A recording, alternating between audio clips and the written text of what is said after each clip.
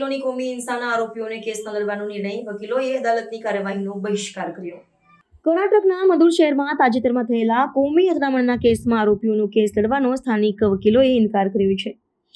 આ નિર્ણયના વિરોધમાં મદુરના વકીલોએ અદાલતી કાર્યવાહીનો બહિષ્કાર પણ કર્યો હતો। આ ઘટના ગણેશ વિસર્જન સરઘસ દરમિયાન થયેલા પથ્થરમારા અને હિંસા સાથે સંબંધિત છે, જેમાં અનેક લોકો ઘાયલ થયા હતા અને પોલીસે પણ ઘણા આરોપીઓની ધરપકડ કરી છે। મદુર બાર એસોસિએશન દ્વારા આ સંબંધે એક સત્તાવાર ઠરાવ પસાર કરવામાં આવ્યો છે। વકીલોના સંગઠનને જાહેરાત કરી છે કે તેઓ આ સંવેદનશીલ મામલામાં કોઈ પણ આરોપીનો બચાવ કરશે નહીં। તેઓ માને છે કે આ પ્રકારની કોમી હિંસા સમાજમાં શાંતિ અને સદભાવનાને ખલેલ પહોંચાડે છે અને આવા કૃત્ય કરનારાઓને કાયદાકીય મદદ ન મળવી જોઈએ।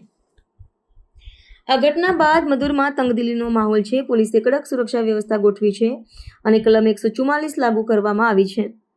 વકીલોના નિર્ણયથી આરોપીઓને કાયદાકીય પ્રતિનિધિત્વ મેળવવામાં મુશ્કેલી પડી રહી છે, જેના પર દેશભરમાં કાયદાકીય વર્તુળોમાં ચર્ચા ચાલી રહી છે। આ ઘટના પર રાજ્યના રાજકીય ನೇತಾઓ અને વિવિધ સંગઠનોએ પણ ಪ್ರತಿಕ್ರಿಯೆ આપી છે।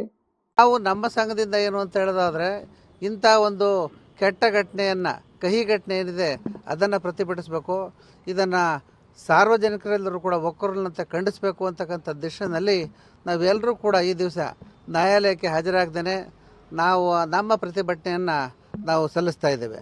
ಜೊತೆಗೆ ನಾವು ಎಲ್ಲ ವಕೀಲರು ಕೂಡ ಈ ಒಂದು ಸಮಾಜಘಾತಕ ಶಕ್ತಿಗಳಿಗೆ ಯಾರನ್ನು ಪೊಲೀಸ್ನವರು ಅರೆಸ್ಟ್ ಮಾಡಿದಾರೋ ಇಂಥ ಒಂದು ಸಂದರ್ಭದಲ್ಲಿ ಅವ್ರು ಯಾರಿಗೂ ಕೂಡ ವಕಾಲತ್ತನ್ನು ವಹಿಸಬಾರ್ದು, ಅವ್ರಿಗೆ ಸಪೋರ್ಟ್ ಮಾಡಬಾರ್ದು ಅಂತ ಒಂದು ನಿರ್ಣಯವನ್ನು ಕೂಡ ನಾವು ಕೈಗೊಂಡಿದ್ದೇವೆ।